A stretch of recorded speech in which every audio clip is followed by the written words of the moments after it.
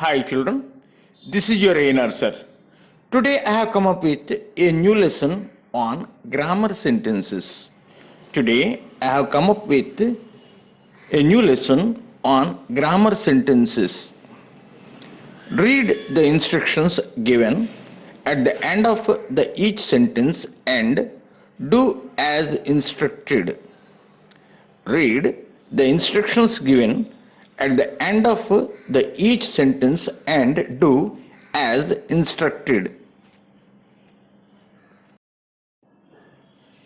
Here is your first sentence.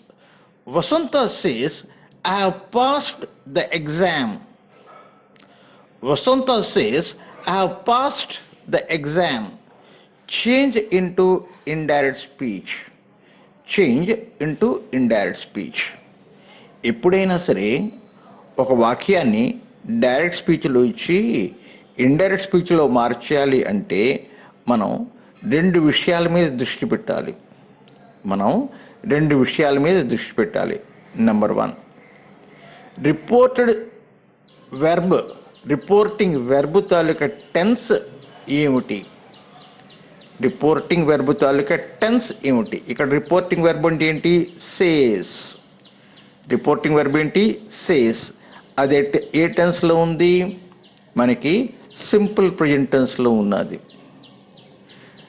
Reporting verb తాలూకా tense present టెన్స్లో ఉన్నా సరే లేకపోతే ఫ్యూచర్ టెన్స్లో ఉన్నా సరే రిపోర్టెడ్ స్పీచ్ తాలూకా టెన్స్ మార్చే అవసరం ఉండదు.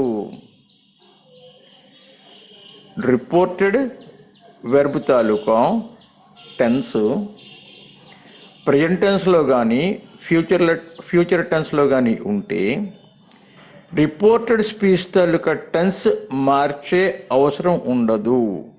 అంటే మనకి ఇక్కడ రిపోర్టెడ్ స్పీచ్ ఏ టెన్స్లో ఉన్నది? ప్రజెంట్ పర్ఫెక్ట్ టెన్స్లో ఉన్నది. I have passed the exam present పర్ఫెక్ట్లో ఉన్నది. ఈ ప్రజెంట్ పర్ఫెక్ట్లో ఉన్న టెన్స్ని మనం మార్చే అవసరం ఉండదు. రెండో విషయం ఏంటయ్యా అంటే రిపోర్టెడ్ స్పీచ్ ఎటువంటి వాక్యం? I have passed the exam అంటే ఇది అసర్టివ్ సెంటెన్స్. అసర్టివ్ సెంటెన్స్ అయితే మనకి లింకింగ్ వర్డ్ దట్ తీసుకోవాలి. రిపోర్టివ్ స్పీచ్ కానీ అసర్టివ్ సెంటెన్స్ అయితే మనకి లింకింగ్ వర్డ్ దట్ తీసుకోవాలి. ఇంకిక్కడ ఐ అంటే వాళ్ళు వసంత. అమ్మాయి కాబట్టి షీ వస్తుంది. వసంత అమ్మాయి కాబట్టి షీ వస్తుంది. అయితే ఇచ్చిన వాక్యం ఇండైరెక్ట్ స్పీచ్లో ఏంటవుతుంది? Vasantha says that she has passed the exam. ఇక్కడ హ్యాజ్ ఎందుకు వచ్చింది? షీ అన్నది థర్డ్ పర్సన్ సింగులర్ కాబట్టి థర్డ్ పర్సన్ సింగులర్ అయితే మనకి హ్యాజ్ వస్తుంది. So your right answer is Vasantha says that she has passed the exam. Here is your second sentence. The teacher was teaching the children. Begin with the children.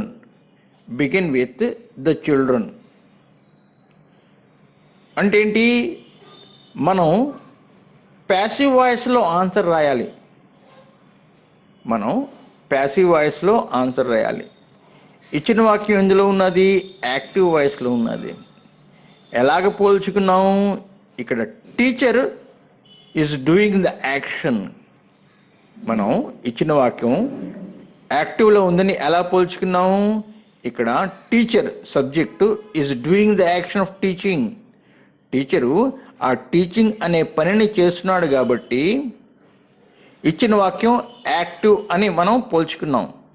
అయితే మనం దీన్ని ప్యాసివ్లో రాయాలి. Passive వాయిస్లో రాసినప్పుడు మొదటిగా మనం ఏంటంటే వెర్బ్ తాలూకా టెన్స్ చూసుకోవాలి. యాక్టివ్ వాయిస్లో ఉన్న వెర్బ్ తాలూకా tense was teaching. Was teaching అంటే ఏంటి? Past continuous. వాజ్ టీచింగ్ అంటే ఏంటి? ఇచ్చిన వాక్యం పాస్ట్ కంటిన్యూస్లో ఉంది. ఇచ్చిన వాక్యం పాస్ట్ కంటిన్యూస్లో ఉందంటే మనం ఇక్కడ ఎక్స్ట్రా బీ ఫామ్ బీయింగ్ తగిలించాలి. మనం ఇచ్చిన వాక్యం యాక్టివ్ వాయిస్లో కంటిన్యూస్ టెన్స్లో ఉందంటే మనం ప్యాసివ్లోను బీయింగ్ అన్న బీ ఫామ్ని మనం ఎక్స్ట్రా కలుపుకోవాలి. తర్వాత ఇచ్చిన వాక్యంలో వెర్బ్ ఏంటి? వెర్బ్ ఫామ్ ఏంటి? టీచ్. దానికి V3 ఏంటవుతుంది? Taught. Teach, taught, taught. Teach, taught, taught. అంటే మనకి ప్యాసివ్లో ఏం వెర్బ్ వస్తుంది? టాట్ వస్తుంది. చిల్డ్రన్ అన్నది సింగులరా ప్లూరలా? ప్లూరల్. చిల్డ్రన్ అన్నది సింగులరా ప్లూరలా? ప్లూరల్. అందుకోసం మనకి ఇక్కడ వర్ వస్తుంది. సింగులర్ అయితే వాజు, ప్లూరల్ అయితే వర్ past కంటిన్యూస్లో.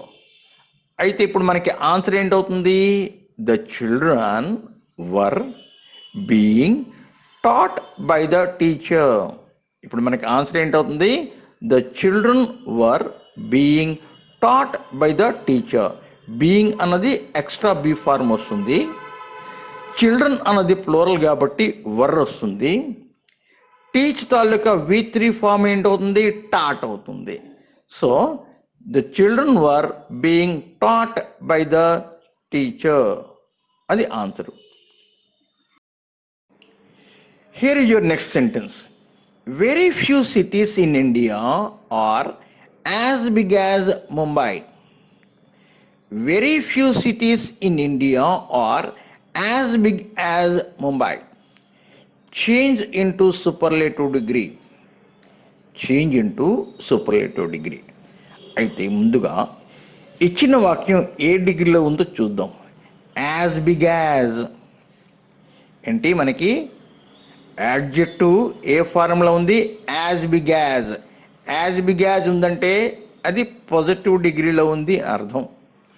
As big as, so big as ఉందంటే అది పాజిటివ్ డిగ్రీలో ఉందని అర్థం. అయితే పాజిటివ్ డిగ్రీలోను ఏ ఫ్రేజ్తో స్టార్ట్ అవుతుందో మనం చూసుకోవాలి. వెరీ ఫ్యూ సిటీస్ తోటి స్టార్ట్ అవుతుందా, నో అదర్ సిటీతో స్టార్ట్ అవుతుందో చూసుకోవాలి. ఇక్కడ ఏంటి? వెరీ ఫ్యూ సిటీస్తో స్టార్ట్ అవుతుంది. వెరీ ఫ్యూ సిటీస్ తోటి మనకి పాజిటివ్ డిగ్రీ కానీ స్టార్ట్ అయితే సూపర్లేటివ్ డిగ్రీలోను వన్ ఆఫ్ ద వస్తుంది.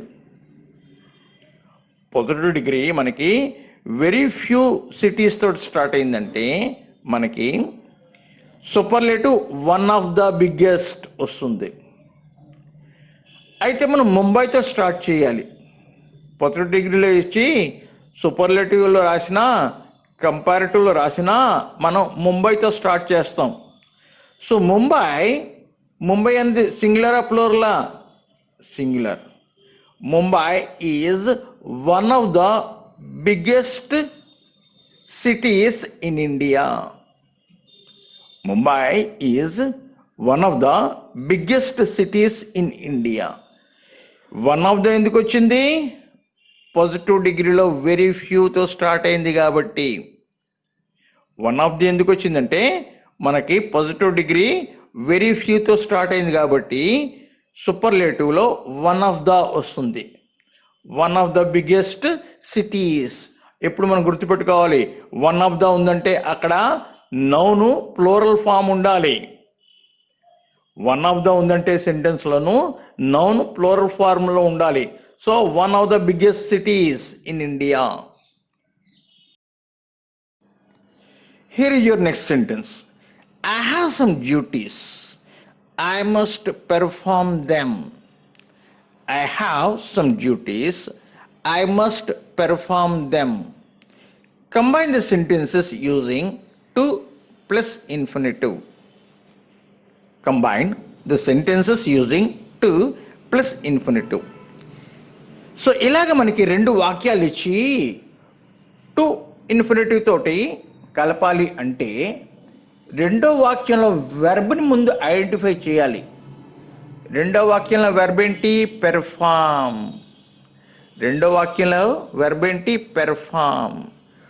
2 ప్లస్ ఇన్ఫినిటివ్ ఏంటి? To perform. 2 ప్లస్ ఇన్ఫినిటివ్ అంటే అర్థం ఏంటి? To perform. మొదటి వాక్యం అలాగే రాసేసుకుంటాం, ఫుల్ స్టాప్ తీసేస్తాం, టు పెర్ఫామ్ రాసేస్తాం. So I have some duties to perform. I have some duties to perform. This is the answer. I have some duties to perform. Here is your next sentence. They declared the results. They declared the results. Add question tag. Add question tag. అయితే మనకి ఏదైనా వాక్యం ఇచ్చి question tag తగిలించమంటే మొట్టమొదటిగా మనం ఏం చూడాలి అంటే ఆ ఇచ్చిన వాక్యం ఏ టెన్స్లో ఉన్నది. ఇక్కడ ఏంటి? వెర్బ్ ఏంటి? డిక్లేర్డ్. వెర్బ్ ఏంటి? డిక్లేర్డ్. అంటే V2 ఫామ్ అంటే ఏంటి? ఇచ్చిన వాక్యం మనకి సింపుల్ పాస్ట్ టెన్స్లో ఉన్నది. ఇచ్చిన వాక్యం మనకి సింపుల్ పాస్ట్ టెన్స్లో ఉన్నది. డిక్లేర్డ్ అంటే ఏంటంటే డిడ్ ప్లస్ డిక్లేర్. డిక్లేర్డ్ అంటే ఏంటి? Did plus declare.